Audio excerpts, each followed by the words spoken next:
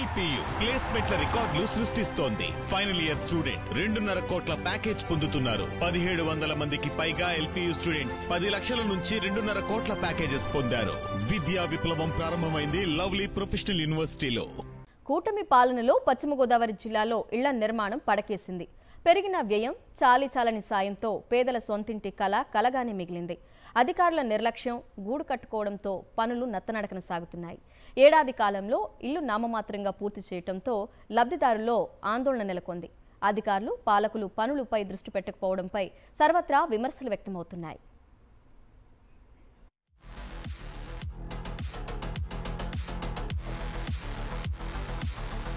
పేదల సొంతింటి కలను సాకారం చేసే పక్కా ఇళ్ల నిర్మాణం పశ్చిమ గోదావరి జిల్లాలో నత్తనడకన సాగుతోంది.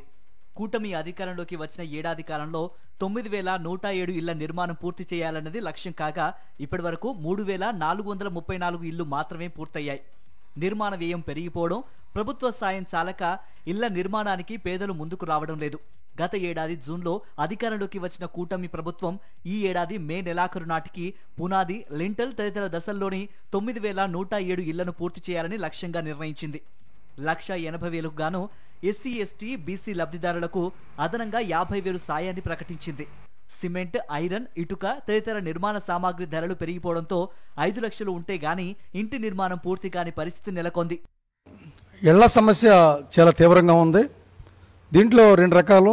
ఒకటి టిడ్కో ఇళ్ల సమస్య, రెండోది ఏదైతే గత ప్రభుత్వం 1530 ఎకరాల వరకు సేకరించి సుమారు 649 లేఅవుట్లని వేయడం జరిగింది.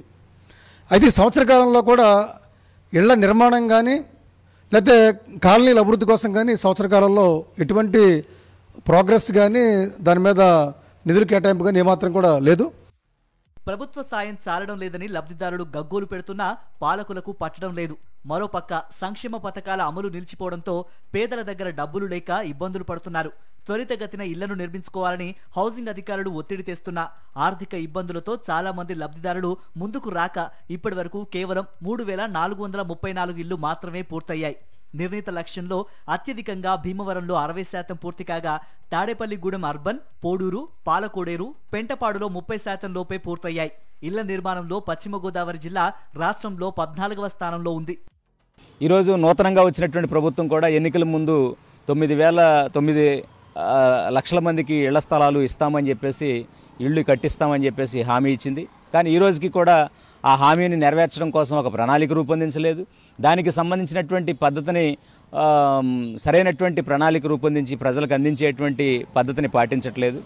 ఇప్పటికైనా ప్రభుత్వం ఇళ్ల స్థలాల సమస్యని పరిష్కారం చేయాలని, నిరుపేదలుగా ఉండేటువంటి, పేదలుగా ఉండేటువంటి వాళ్ళు అద్దెళ్లలో ఉండలేక, అద్దెలు కట్టలేక, కరెంటు బిల్లులు కట్టలేక చాలా ఇబ్బందులు పడుతూ ఉన్నారు. కాబట్టి ఇళ్ల స్థలాల సమస్యని ఎంత త్వరితంగా పూర్తి చేస్తే అంత ఉపయోగకరంగా ఉంటుందని చెప్పేసి ఈ సందర్భంగా తెలియజేస్తా ఉన్నాం. సొంతిల్లు లేని పేదలు ఉండకూడదన్న లక్ష్యంతో పశ్చిమ గోదావరి జిల్లాలోని 626 లేఅవుట్లలో 47,362 మందికి వైఎస్ఆర్సీపీ ప్రభుత్వం ఇళ్ల స్థలాలు పంపిణీ చేసింది. స్థలం ఉన్న పేదలకు 22,757 మందితో మొత్తం 70,119 మందికి ఇళ్లను మంజూరు చేసింది.